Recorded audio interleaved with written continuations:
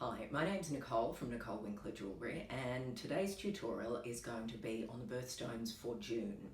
Now, June has actually 3 different birthstones. It's the only month that has that. We've got pearls, which is the traditional one, then we have moonstones, and then we have natural alexandrites, which I'm really excited to show you because they're really beautiful, really quite a magical gemstone.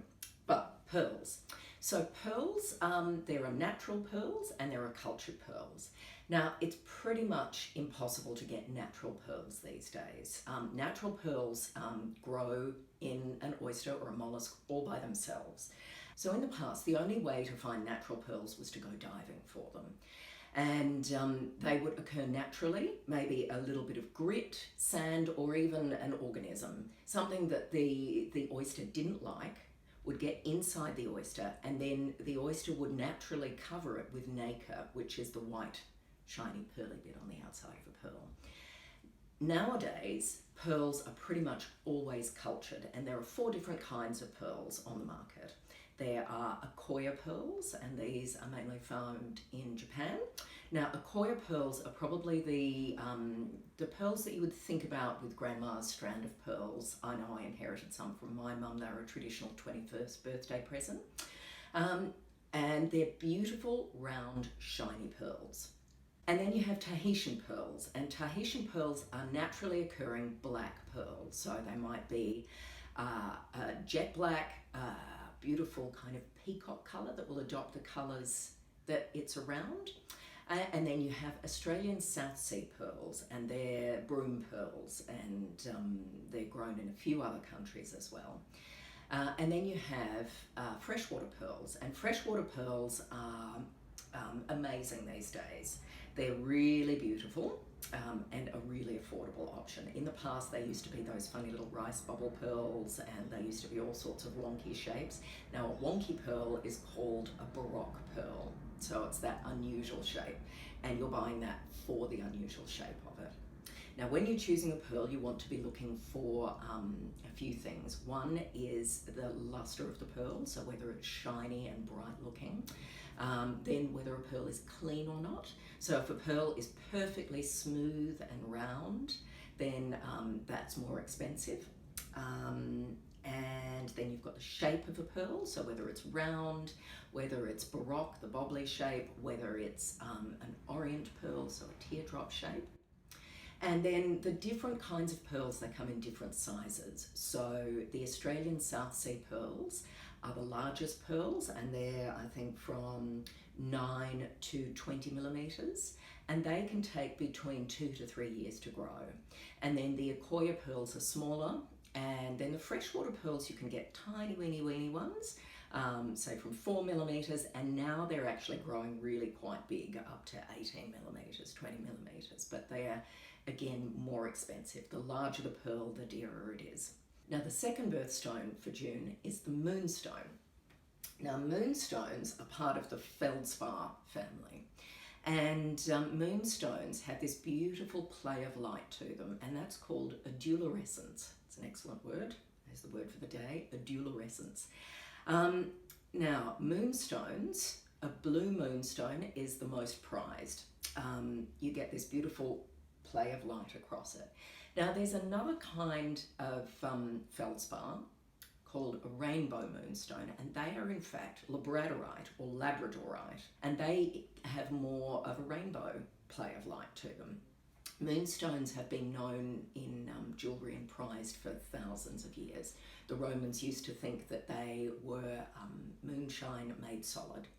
So they're a beautiful option for jewellery. They're not very hard. They're a 6 to 6.5 on the Mohs scale, with 10 being a diamond and 1 being chalk. So they're better for pendants or earrings or a cocktail ring. If you're going to be wearing it every day, you need to resign yourself to the fact that it's probably going to get chipped or scratched over time. And then we come to alexandrites. So alexandrites are a naturally occurring colour change gem. Now, in natural daylight, they're a blue-green, and then under incandescent light, they're a purple-red.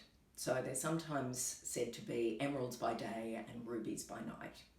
Now, Alexandrites were first discovered in the 1830s, so they're a pretty new gemstone, and they were discovered in the Ural Mountains in Russia. And they were named after Tsar Alexander II, Alexandrites. Now, there's no natural Alexandrites coming out of Russia anymore. There might still be some being hoarded away by Russian oligarchs, but nothing is coming out of the country now.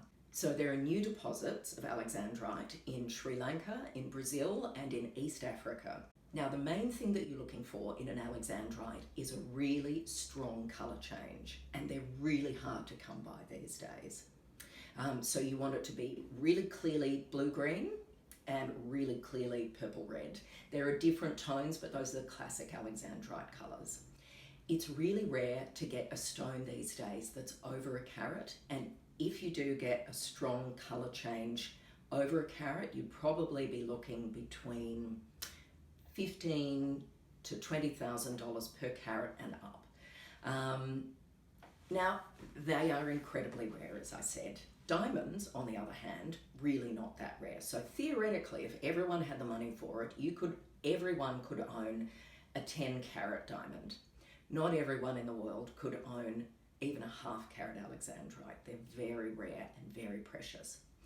If I was designing around an Alexandrite, so we might find an 80-point, a little bit under a carat, and you wanted it for an engagement ring, then I'd probably design it with a diamond halo around the side, so that it's protected and you can make it look a little bit bigger.